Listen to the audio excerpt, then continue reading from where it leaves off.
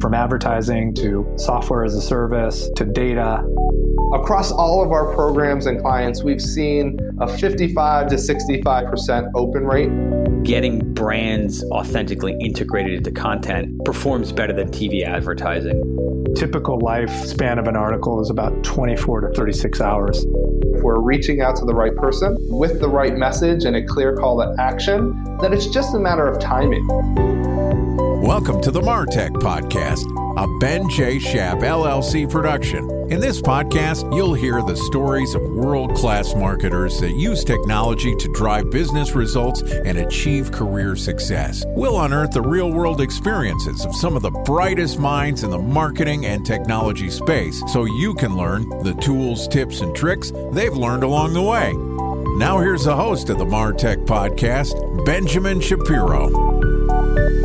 Welcome to the MarTech Podcast. Today we're going to discuss how to build a go-to-market strategy.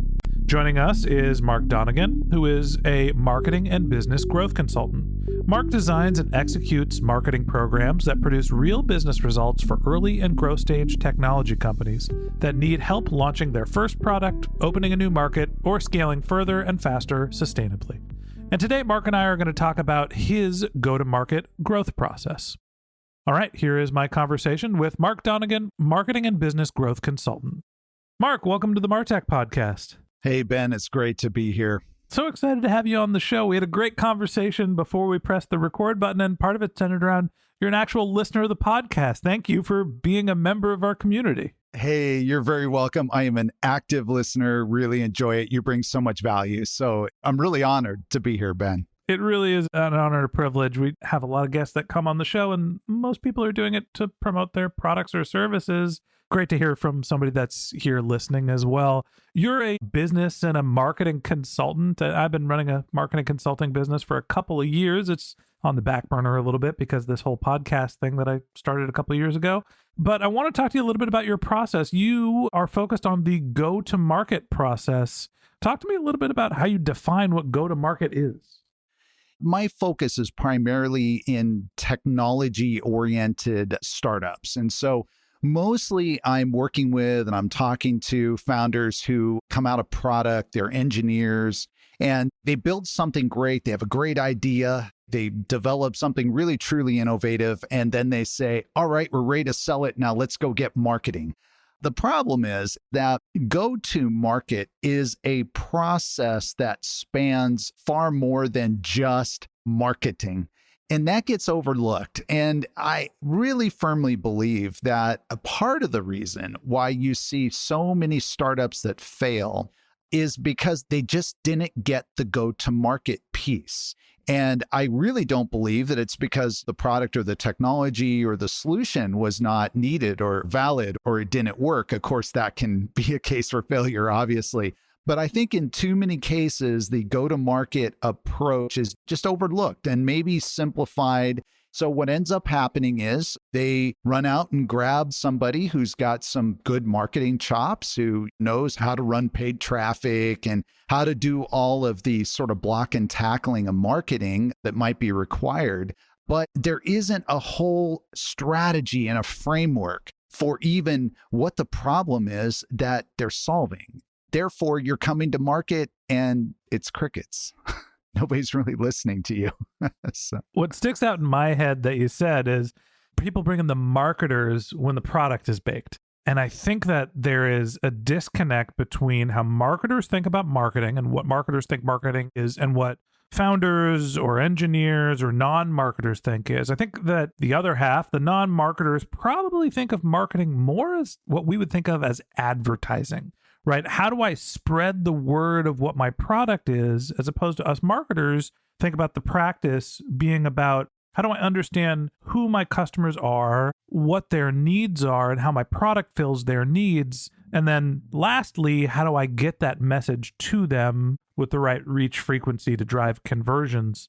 Let's do a little case study here, because I want to go through your process. I'm going to be a little self-serving, so I apologize, but you're a listener of the podcast, so hopefully this will help you and everyone else as well. That's right. I talked a little bit about wanting to grow the MarTech community. and we're thinking about, let's say we're going to grow a Slack community. We're actually building it right now, but it's an extension of our existing product suite. We have this audio content archive, and we're trying to branch out into what would be a new product. Walk me through your go-to-market process for when you're thinking about this type of product expansion. What are the steps that you would go through to validate that the audience wants it, put it together, and actually make it work? For this case study, you already have a pretty clear picture of who your audience is, who the market is, and you also probably, in fact, I would say, because again, I'm an active listener to the show, you have a good understanding of what their needs are. So, quote unquote, what we would say the problem is, and therefore what the solution is that you're bringing to them, and it's this community. So those two things are really critical because not everybody has that. And so for the listeners who are thinking of their own situations, if you really can't say that you fully understand who your market is and what the problem is that they are facing that your solution or your product or your technology is going to solve, then you have to start there, because to execute the steps, and really there's 4 kind of basic steps that need to be followed. To execute these, you're either going to be, you're going to be talking in the wrong direction, or you're simply going to be talking about a problem that your market is either not facing or that they don't know that they have. Let me push back on you a little bit, though. Actually, the problem with the podcast medium, there are lots of benefits for being a podcaster. But the problem is you don't really know who the audience is. I directionally have an understanding because I see who's popping up on my LinkedIn feed. Mark, guys like you come on the podcast. Like, I have a kind of a vague understanding of who the audience is. But in podcasts, there is no email subscription. I'm not onboarding anyone. They're going into the Apple App Store. So I really don't know the audience as well as I'd like to, which is one of the main reasons why we're trying to build this community, is to have a better understanding of who we're serving. And I think that the other thing I'll push back on is understanding the problem. I understand what the problem is for people having a need for MarTech related content, but the community is a different beast, right? People are going to be interacting with each other, and I have to validate that there is a need. So the reason why I bring that up is when you're thinking about your go-to-market strategy, you can make assumptions. Oh, well, I already know who the customers are. Oh, I already know why they want the product. How do you validate that stuff? Let's just look at the first step. So basically, I have outlined that there's really 4 main steps to follow. And I like to call it the demand generation flywheel, so to speak. Now, we can talk very quickly about a process that I have developed. And it's really based around some work that was done years ago by Clayton Christensen, who was a very, very well-renowned Harvard Business School professor and unfortunately passed away earlier this year. Really great loss to the community. But he wrote a book called Competing Against Luck. And what he talks about in this and the work that he laid is this jobs to be done framework. And what's super interesting is that whether we're selling a community product like what you're planning to develop, or whether we're selling 7 or 8 figure annual software licensing deals, or we have a $500 a month SaaS product. In other words, it doesn't matter where we are, whether it's a very high touch sale, a low touch sale, whether it can be done fully online or it requires intensive multi-step, lots of people involved in the buying process. It does not matter. Each one of those buyers for that particular sale needs to fulfill a particular job. And without going really, really deep on this, because Gartner has done some excellent research and really defined it well, but let me articulate what these jobs are, and then we're going to go through my process because it's important to understand this framework. So give me the list of the jobs. So the first thing that the buyer's going to do is they have to go through some process of problem identification. So in other words, I'm in pain. Now, what is that pain? Okay, so they identify that. So for example, for your case study, I'm a CMO and I just feel like I don't know what my peers are thinking or doing. I'm giving my CEO all of this advice. I'm telling them what we should be doing, but I'm not 100% certain. Okay, so that could be one problem right there. I'm still faking it until I make it. I'm faking it until I'm making it. And you know what? If we're all honest, I think at some point, regardless of where you are, if this is your third or fourth run around the racetrack as a CMO, or it's your first time, or you're a VP of marketing aspiring to grow, there's going to be this. So I have a problem. Now, I'm going to begin exploring, how do I solve this? So I probably have friends, obviously I have my colleagues, but these people like work for me, and it's a little weird for me to go to them and say, even if I trust that, hey, these people could help me, like these are my employees, so I can't go to them. So I probably have some previous coworkers, so I'm going to start asking around, right? And I'm probably going to get told any number of things. Go get yourself a mentor, go get yourself a coach. Hey, I worked with this person. Boy, they really helped me. I'd be happy to refer you. So that's kind of that mentor coach thing. Hey, join some consortium. It could be a marketing group. There could be startup focused. It might even be, hey, go volunteer, go make yourself available as an advisor to startups. So in other words, you're going to get all this feedback, right? So in other words, I've identified my problem. I'm looking for solutions. Then I've got to figure out, well, what is it I really need? So I do like a requirements building type exercise. And then I'm assimilating all this and saying, okay, where do I go? What do I do?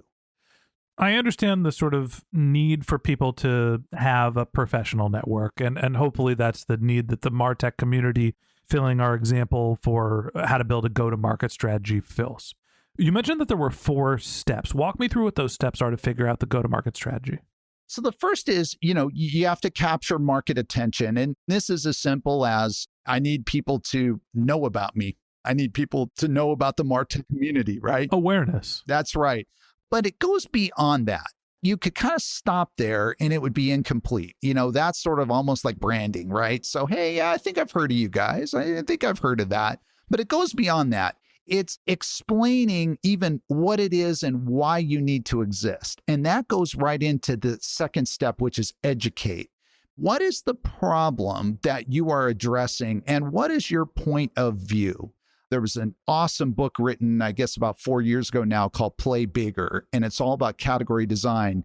And a major part of category design is developing a POV, or a point of view. And a point of view is a statement that someone can read or someone can hear you say, and they can say, yes, that's me. Like their hand automatically goes up, or they go, nah, that's not me. And that's the whole purpose is you want to educate so that those who are your target, who might be in your group or who might really have a need for your solution, will then immediately raise their hand and say, that's me. And for those who don't, that's okay too, because you need to get past those people so you can get through to the people who say that's me.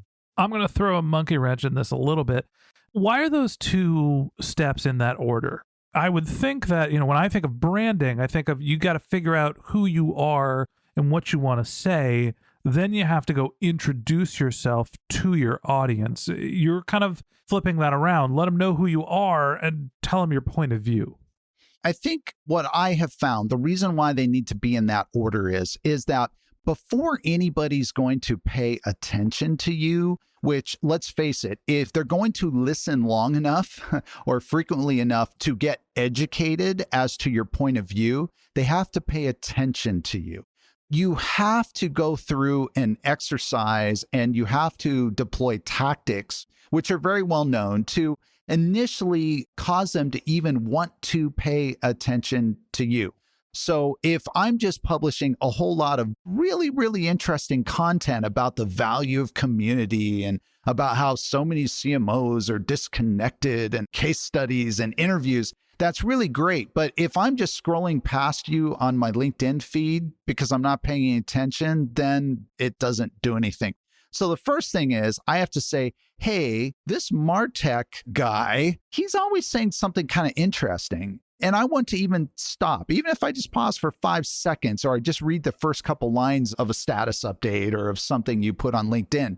It's causing me to make mental notes so that then the next time that I'm exposed to content, I might actually click through and actually read your entire blog post, or I might actually watch the entire video. So grab some attention, have a point of view that you're expressing when somebody gets there. Those are sort of the first 2 steps. Absolutely. And then the third step is to engage. Now, engage is sort of the amplification of really the second step, because Initially, I'm sort of scrolling, I'm reading 5 seconds, right? Or I'm watching the first 30 seconds of video and then I'm clicking away. And then I'm beginning to, as I say, hey, this is meaningful to me. I identify with this problem. I identify with what this person is saying. This meets a need, or this is where my head is at the moment. And I'm engaging more. Now there's an amplification. So now it's a whole process where we want to bring them in to intentional engagement where they have gone to the website and maybe they've given us an email address. Maybe they have opted in some way for us to be even that much more direct, if you will, even like in terms of direct response, to be able to communicate with them. Because the first 2 steps, like we don't even know who they are. So it's kind of like the problem you described. You have a download, but you have no idea who that download is. The way that I'm thinking of it is somebody has seen your advertisement, right? You've served an impression that has actually got their attention. 2, they are consuming your content, right? They are actually reading, not just getting the impression, but reading what's in front of them. And then the third step is, okay, maybe they got to your website, right? Maybe they're giving you contact information. That's what I'm thinking of when you're describing engagement. They are educating themselves on what it actually means to be a partner, customer, take advantage of your product offering. Absolutely. So from a tools perspective, what this can look like now is of course, it'd be beautiful if they give us their name and their phone number and their email and all their information. But we know that increasingly... We're marketers. We want their firstborn. I'm just kidding. Yeah, exactly. We know increasingly that getting that is just so hard. And a lot of times putting up those roadblocks, it's not worth it. Even though you say, yeah, but that email is so valuable. Yeah, but if someone clicks away and they never want to come back to your website, then it probably wasn't worth that email. So this is where running like HubSpot or Salesforce or Marketo with like Clearbit, for example, where you can begin, even if it's just a pixel, even if it's just a Facebook pixel, or if it's a LinkedIn pixel, or it's some other pixel, that then you can maybe retarget them with content. So the point is now they're both engaging with us, but we're able in some way to engage back with them. And that might be at a very kind of rudimentary level. It could be retargeted content. So we're paying to put that content in front of them, but we believe that it's very specific to what their interest is and that they will engage with that. So step 1, you're getting their attention. Step 2, you're having a point of view that brings them in, hopefully drives engagement. Now we're on to step 4. Yep. Step 4. Convert is where whatever that conversion step looks like for us, which might be getting their email address and giving us permission to opt them in to our list. It might be for them to sign up for a free trial. It might be even to pay for something.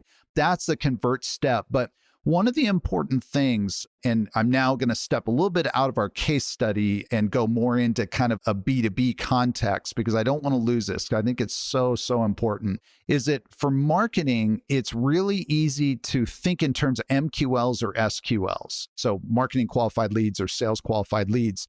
And the problem is that what ends up happening is we kind of think is our job being done as, hey, we've walked them through a process. I can now show you through my marketing automation platforms and all my data telemetry that this is how much someone's engaged. This is where they've engaged. Hey, we have a hot one here. This is a hot SQL. My job's done. And then marketing kind of goes on to start the process over.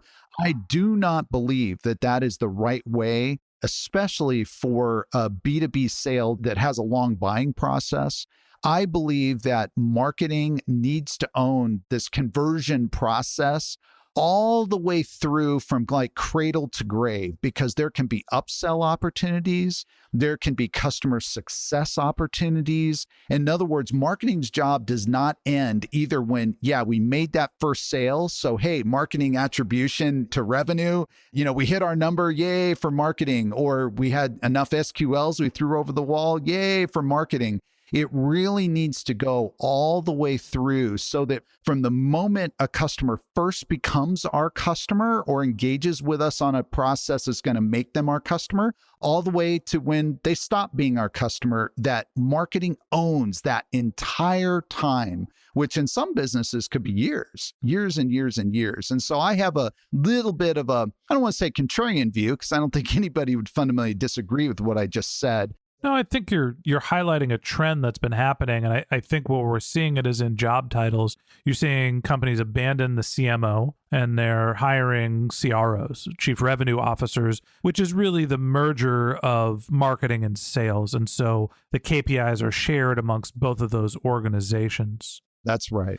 Going back to talking about the go-to-market strategy, I think of it being a product launch. You're going into, oh, great, we have this product. Now, how do we understand who the customers are? And you walk sort of through the 4 stages of awareness, consideration, initial conversion, sale. I know you had different names for them, but that's kind of the 4 steps that I'm thinking through. That can be used as a set of 4 steps for really every marketer's goal along the entire process, new product or old. What makes that the special process specifically for when you're launching a new product? So first of all, I want to make this comment. These 4 steps, capture, educate, engage, convert, there's absolutely nothing magic about that. Everyone was probably like, yeah, well, that's very straightforward. It's true, and it's great advice for how to market. It's great advice, but there's one thing is that this is a flywheel. And again, what has changed so much as the buyer journey has gotten just incredibly fragmented. And I'm speaking, I think it's very clear, my background, and primarily I'm working in B2B, typically pretty complex sales cycles. In other words, this isn't sort of self-serve or medium-serve SaaS. Nothing wrong with that at all. But this is where you need to engage. There's probably a level of even some custom engineering. There's integration involved. So what ends up happening is the reason why you need to look at this as a flywheel, so that when you go through capture, educate, engage, convert is not the end. You literally might just be cycling right back around with even the same person. Now, you're not going to go from step 4 to step 1, because if they have fully converted, you don't really need to capture their attention again. But you probably would go from convert to educate, because remember what I said is that you're not finished when you throw the SQL over the wall. So at that point, we might be trying to go for an upsell. There might be some adjacent business opportunity that we need to educate them on, or we want to educate them on. And I think that this is a little bit unique, and it's a very important way to kind of look at these 4 steps, which again, people are like, yeah, those are obvious. Everyone's basically following that. They might call them different things, but it's the same steps. But in my observation and my experience, what I've seen is too many marketing orgs are sort of following through is, okay, check step 1, 2, 3, 4. All right, we're on to the next client, the next customer, the next target, rather than saying, hey, this is a flywheel. And I may even have to run this with 20 different people inside the same organization before I'm going to get the whole deal done. So that's a very important distinction. I hear what you're saying, that the buyer journey is not linear, and that sometimes you're going to have customers that you're going to want to continue to market to, whether it be to drive some sort of virality, some referrals, upsells, just retention. But when you're doing something new and the flywheel hasn't started moving, then what do you do? The first thing is, unfortunately, the market doesn't care about us, doesn't care about our cool solution. What it cares about is the problem that we solve and the problem that we solve for them. But here's where it gets really tricky. So this is why the very first thing in a go-to-market strategy is to clearly nail what the problem is and then how you label it. So you might have a particular technology that solves a certain need in the market. And usually it comes down to it solves it better, maybe more efficiently, doesn't require as much compute power. Somehow it can do it just faster. And therefore, that usually translates to a lower cost. So there's a cost benefit. So it's some version of better, faster, cheaper. So the temptation is to say, hey, there's already a reference, there's solutions, or there's people out there offering these solutions. We're better, faster, cheaper. We just need to say this louder and more frequently, and everybody's going to come to us. What gets missed a lot is that may or may not be perceived as a sufficient enough reason, this better, faster, cheaper for whatever this problem is, for someone to switch from whatever it is they're doing now to what you're proposing. So this whole notion of defining the problem is so critical because it's not just holding up what is the standard practice of the day or the other competitive solutions, then saying, hey, here's a performance graph to show how we're twice as fast and we're half as much. So why would you not use us? What gets missed is an exercise where you have to really dive into what that customer is doing to understand, is there sufficient pain for them to switch from what they're doing? And in my observation, this is often where some of the initial assumptions about what market opportunities are, or TAMs, popular, hey, our TAM is this big. What gets missed is that, yes, there are solutions in the market. Yes, we have a better technology, but the need is not so great for someone to switch from what they're doing to ours. So what is just super, super critical is to identify the problem, to name it, and then to go into the market with a very, very clear explanation that is understandable, that's simple, that's easy to understand, so that when somebody hears it, they can say yes to it. I think that's really, really important. And the first thing that I think about, and I mentioned this before, marketing is not advertising. Before you start placing, I'm thinking B2C, your Facebook ads, right? Before you start doing whatever advertising channel, your outreach channel, before you're building the awareness, none of that matters unless you know who your customer is, unless you know what the pain point is, unless you have a unique perspective on how you're going to solve that pain. And really, to me, the go-to-market strategy, the key to being success in the go-to-market strategy is the foundational work. It's the homework that you do before you get into the outreach, that flywheel that you talked about. You got to go do your homework. You got to understand your pain, go do your surveys or your qualitative, your quantitative research. And the more you can understand who your customer is and how you could solve their problems, the better shot you're going to have at actually reaching that market when you do get out there. And that wraps up this episode of the MarTech Podcast. Thanks for listening to my conversation with Mark Donnigan, marketing and business growth consultant. In part 2 of this interview, which we're going to publish tomorrow, Mark and I are going to talk about engineering's role in marketing for your go-to-market plans. If you can't wait until our next episode and you'd like to learn more about Mark, you can click on the link to his LinkedIn profile in our show notes. You can also contact him on Twitter. His handle is mdonnigan, MDONNIGAN, or you can visit his website, which is growthstage.marketing. Just one more link in our show notes I'd like to tell you about. If you didn't have a chance to take notes while you were listening to this podcast, head over to martechpod.com, where we have summaries of all of our episodes, contact information for our guests. You could subscribe to our once-a-week newsletter. You can even send us your topic suggestions or your marketing questions, which we'll answer live on our show. Of course, you can always reach out on social media. Our handle is martechpod, MARTECHPOD, on LinkedIn, Twitter, Instagram, and Facebook, or you can contact me directly. My handle is Ben J. Shap, BENJSHAP. And if you haven't subscribed yet and you want a daily stream of marketing and technology knowledge in your podcast feed, we're going to publish an episode every day this year. So hit the subscribe button in your podcast app and we'll be back in your feed tomorrow morning. All right, that's it for today. But until next time, my advice is to just focus on keeping your customers happy.